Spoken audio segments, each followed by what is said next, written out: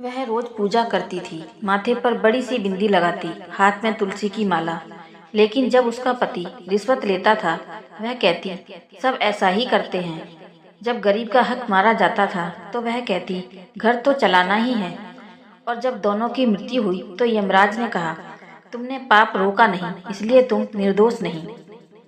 नगर में रहता था विक्रम, उसकी पत्नी माया। विक्रम भ्रष्ट अधिकारी था, रिश्वत लेना उसकी आदत थी। पहल पहल उसे डर लगता था, लेकिन माया ने कहा, इतने ईमानदार बनकर क्या मिलेगा, बच्चों का भविष्य देखो। धीरे धीरे विक्रम का डर खत्म हो गया। माया रोज पूजा करती, व्रत रखती, लेकिन पति को कभी नहीं रोका। गरुड़ पुराण कहता है, जो अधर्म का साथ दे वह अधर्मी के फल का भागी होता है। यहाँ एक सूक्ष्म सत्य है, पाप करने वाला मुख्य दोषी, पाप को बढ़ावा देने वाला सहभागी। पाप रोक सकता था, लेकिन चुप रहा, वह भी भागी। एक संत ने माया से कहा, बेटी, पति को अधर्म से रोको, धन पाप से आएगा तो शांति नहीं देगा। माया हंस दी, महाराज, आप संत लोग संसार नहीं समझते। उस दिन भाग्य ने उसे चेतावनी दी, लेकिन उसने अनसुना कर दिया। एक सड़क दुर्घटना में दोनों की मृत्यु साथ में हो गई। आत्माएं शरीर से बाहर निकली। माया बोली, अब तो हम साथ हैं, हमने पूजा भी बहुत की है। तभी अंधकार फटा, यमदूत आए, दोनों को बांध लिया।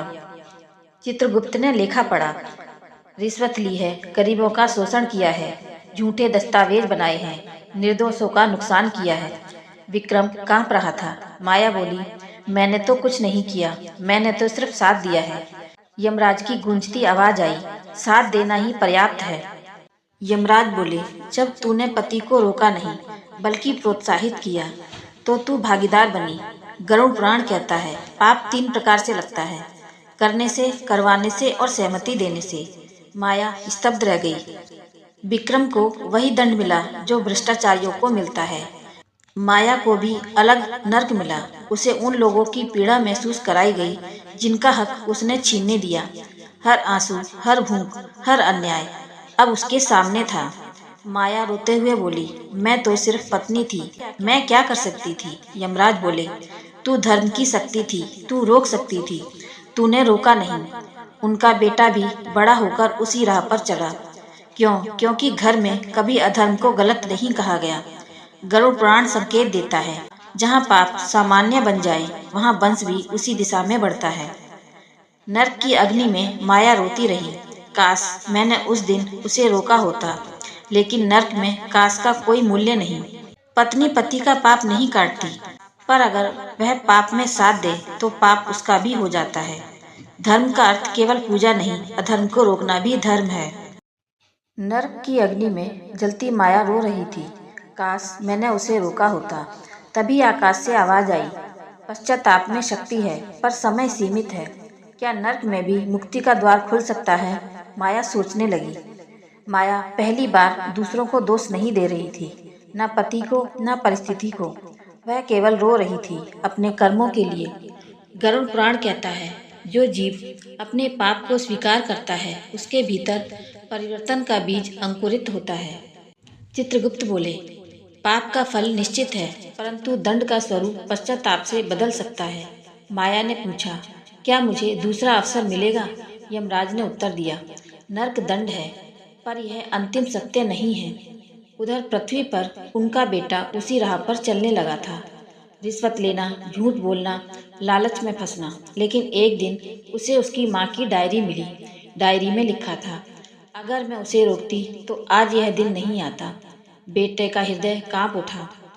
गरुड़ पुराण संकेत देता है, वंश के कर्म वंश को प्रभावित करते हैं, पर कोई भी व्यक्ति चक्र तोड़ सकता है। बेटे ने निर्णय लिया, अब से केवल ईमानदारी से काम करूंगा। पहली बार घर में अधर्म को गलत कहा गया।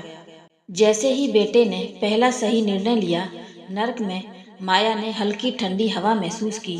चित्रगुप्त बोले, वंश ने दिशा बदल ली है। यमराज ने कहा, जब जीवित लोग धर्म चुनते हैं तो मृत आत्मा का भार हल्का होता है।